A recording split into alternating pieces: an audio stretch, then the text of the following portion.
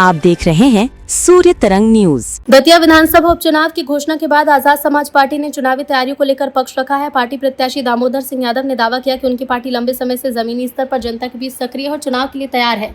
दामोदर सिंह यादव ने कहा कि राजनीति में भी दो तरह के लोग होते हैं, एक वो जो केवल चुनाव के समय सक्रिय होते हैं और दूसरे वो जो पूरी समय जनता के बीच रहकर काम करते हैं। उन्होंने कहा कि आजाद समाज पार्टी दूसरी श्रेणी में आती है और उसके कार्यकर्ता लंबे समय से जनहित मुद्दों को लेकर संघर्ष कर रहे हैं। उन्होंने बताया कि पिछले लगभग 3 महीनों में पार्टी ग्रामीण और शहरी दतिया में जनसंपर्क अभियान लगातार चला रही है। पार्टी की सेक्टर समिति, पोलिंग एजेंट और बूथ स्तर की तैयारियां पूरी कर ली गई। यादव ने दावा किया कि दतिया शहर समेत 100 से ज्यादा गांव में बैठक कर चुका है, जनता से संवाद स्थापित किया है। उन्होंने विश्वास जताया कि उपचुनाव में पार्टी को जनता का समर्थन मिलेगा। होते हैं पढ़ने वाले, एक जो सिर्फ परीक्षा के टाइम पढ़ते हैं और एक होते हैं जो 12 महीने पढ़ाई करते हैं। जो 12 महीने पढ़ाई करते हैं वो बड़े रिलैक्स रहते हैं, तो हम उन्हीं बच्चों में से हैं। आजाद समाज पार्टी का एक कार्यकर्ता, हमारे साथी, बहुत लंबे समय से जनता की लड़ाई लगातार निरंतरता के साथ लड़ रहे थे। और जिस दिन राजेंद्र भारती जी की सदस्यता गई, उसके अगले ही दिन हमारे राष्ट्रीय अध्यक्ष ने हमें कैंडिडेट घोषित कर दिया था। तो ऑलमोस्ट 3 महीने से आजाद समाज पार्टी दतिया की ग्रामीण क्षेत्र में, शहरी क्षेत्र में जमीनी स्तर पर काम कर रही है।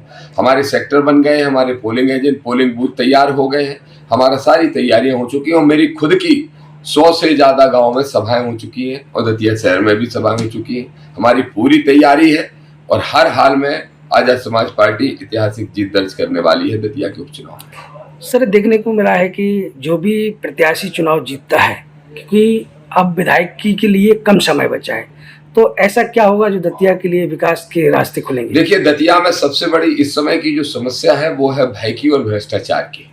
पूर्व गृह मंत्री नरोत्तम मिश्रा जी ने लगभग 18 साल में 15 साल जब वो खुद यहाँ के विधायक रहे और 2.5 साल जब वो हारे, तब भी उनका मोह भंग नहीं हुआ। तो बिना पद के जबरदस्ती का कद बना के उन्होंने यहाँ के लोगों को दबाने कुचलने का काम किया और भय भरने का काम किया। इसीलिए मेरे ख्याल से वो क्षमा मांगते फिर रहे हैं। आपने उनकी स्पीच सुनी होगी, क्या जो भूल हुई है क्षमा करें।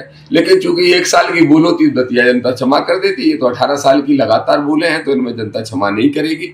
मैं ये मानता हूं कि दतिया को भय भ्रष्टाचार मुक्त बनाना पहली प्राथमिकता। दतिया के अंदर पढ़े लिखे नौजवानों को, बेरोजगार नौजवानों को रोजगार देने की दूसरी व्यवस्था। दतिया के किसान जो रोते रहते हैं, मजदूर जो शोषित वंचित हैं, उनके हक अधिकार दिलाना हमारी तीसरी प्राथमिकता रहेगी। इन कामों को हमें प्राथमिकता के आधार पर करना।